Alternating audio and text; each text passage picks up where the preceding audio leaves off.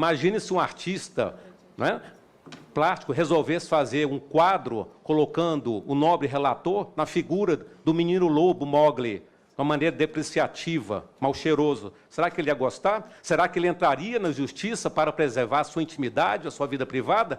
Ou ele asseguraria que isso é arte? Então, pelo tempo regimental de 5 minutos, eu passo a palavra para a tréplica do deputado João Willis. Muito obrigado, senhor presidente. O advogado Paulo não fala como advogado, fala como proselitista. Se a gente comparar o volume de recursos que representa a isenção fiscal para as igrejas com o que é investido publicamente na cultura, a gente vai ver uma desproporção absurda, doutor Paulo. O dinheiro reservado na fatia dos recursos da União para a cultura é mínimo. Outra coisa, eu tenho formação católica, fui batizado, crismado, comungado na Igreja Católica, aliás, na ordem. Eu fui batizado, comungado e crismado na Igreja Católica. Conheço tanto a Igreja Católica quanto o senhor conhece. E faz parte dos dogmas da Igreja Católica, a gente pode não pertencer ao mesmo tipo de Igreja Católica. A minha, por exemplo, é aquela que organiza os trabalhadores, organiza os camponeses, e quer construir um reino de justiça e não de injustiça na terra. Não é esse tipo de moralista que eu faço parte não da Igreja Católica, não. Então, é importante lembrar que entre os dogmas católicos está não mentir. Afirmar que o Queer Museu faz apologia à pedofilia é mentir, e mentir descaradamente, porque o Ministério Público já deu um parecer dizendo que não há apologia à pedofilia, e se o senhor é advogado, o senhor tem que levar em conta o parecer dos procuradores do Ministério Público. Então, não pode mentir reiteradamente, achando que mentir muitas vezes vai tornar uma mentira verdade. Nós estamos num país laico, num país livre, em que os direitos fundamentais, aqueles previstos na Constituição, e as garantias fundamentais que tecemos aqui nessa casa serão defendidos, porque nós somos um país laico, plural e diverso religioso. Então, concedo a palavra ao Dr. Paulo Fernando. Muito bem. Felizmente, o senhor relator não está presente para ouvir. Dizer que eles só interpretam o Ministério Público da maneira que melhor lhe aprouver. Ou seja, quando eles falam de um parecer do Ministério Público em relação à exposição, não é o mesmo sentimento que quando a Procuradoria-Geral da República faz um parecer, faz uma denúncia, não é, em relação a Dilma, em relação a Lula. Aí eles acham, então, que é golpe. Quando o Ministério Público dá um parecer contrário à exposição, está tudo correto. Então, eles sempre usam desse expediente da covardia.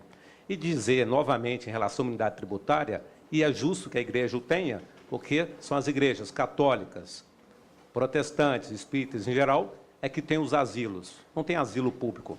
Somos nós que temos as creches. Somos nós, o Provida, que atendemos as mulheres gestantes. Nunca vi uma creche feminista, nunca vi nenhuma ONG feminista, nenhum coletivo de mulheres distribuir uma única fralda, uma única lata de leite em pó. Somos nós que temos a Santa Casa de Misericórdia. 25% dos leitos hospitalares do Sistema Único de Saúde pertencem à Igreja Católica por meio da Santa Casa de Misericórdia. Somos nós que temos os leprosários, nós que atendemos os imigrantes. E as pessoas que sofrem com as drogas são as comunidades terapêuticas católicas e evangélicas que atendem.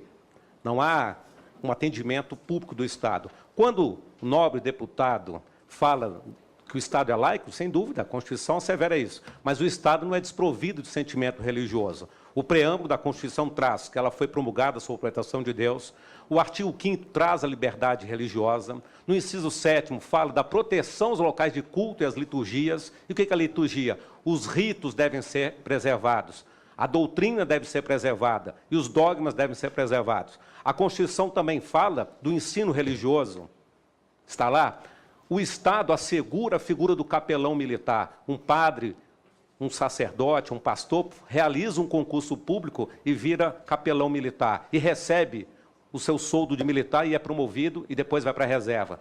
O Estado promove também o concurso público para professor de ensino religioso e se aposenta como tal. E quando iniciamos as sessões aqui na Câmara, ela é feita sob a proteção de Deus. Em cima da mesa nós temos a Sagrada Escritura e lá em cima está um crucifixo, que foi entronizado nesta casa quando da transferência da capital, por iniciativa do nobre deputado Plínio Esteves Salgado. De tal maneira que nós estamos acostumados com essas agressões. E dizer para a nobre doutora Lívia, que surreal são as agressões que a comunidade católica sofre.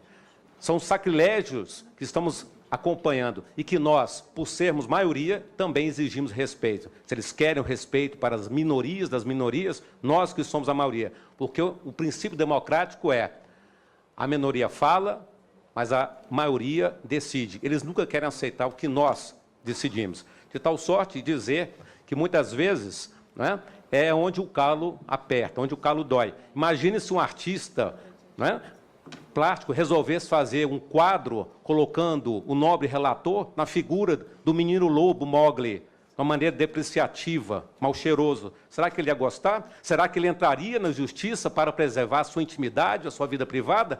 Ou ele asseguraria que isso é arte, que isso é liberdade de expressão e qualquer artista plástico pode fazer qualquer quadro sobre qualquer deputado? Que qualquer pessoa pode fazer uma performance obrando na foto de um deputado. Isso é arte? De tal sorte que eu agradeço o convite para que pudéssemos falar em nome da grande maioria do sentimento do povo brasileiro e termino com Dom Manuel Pestana, bispo emérito de Anápolis, já falecido, que pior do que profanar o sagrado é sacralizar o profano.